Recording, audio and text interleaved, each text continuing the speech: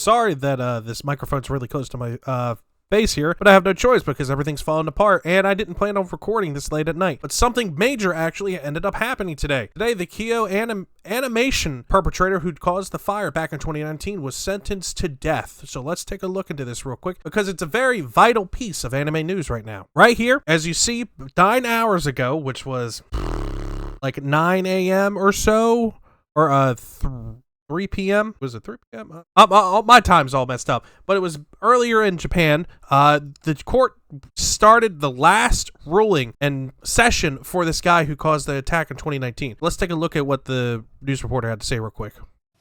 A ruling in one of the highest profile murder cases in modern Japanese history is set to be delivered Thursday.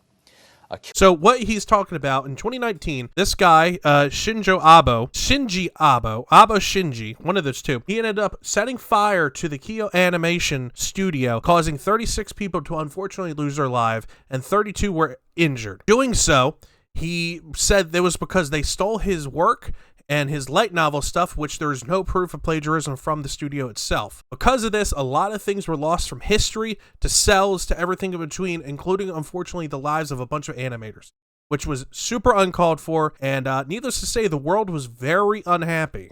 36 employees. That's the largest number of deaths in a criminal trial on record in the country in more than 3 decades. So in modern time, in my lifetime, this is the most brutal mass murder event to have happened in Japan, all because someone had a grudge that didn't exist. And unfortunately, it was over anime. Prosecutors are demanding a death penalty for defendant Aoba Shinji. He was charged with murder and arson after dousing Kyoto Animation Studio with gasoline and starting a fire in July 2019. The attack left 32 others injured. The trial has been focused. So, as you see right there, that's what happened in 2019. He put gasoline all over the place and lit it on fire. And unfortunately, as I stated before, 36 people lost their lives and 32 were injured. There was a lot of things that ended up happening also because of this arson event. Kyo Animation ended up falling behind on a lot of things. A lot of things were, obviously pushed back due to having to reanimate stuff, having to try and scavenge up things.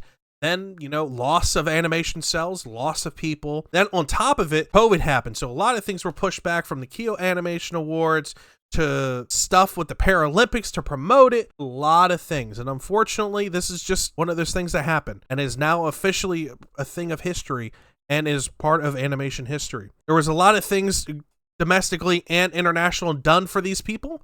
Talking about GoFundMe of about almost $250,000 million was raised. About $750,000 was there to help, fund things, help get people there. And then it ended up surpassing and reaching, that was within 24 hours. That was the target, $750,000. Then in 24 hours, it passed that by crossing the million by the end. The survivors and the people there ended up receiving $2.3 million.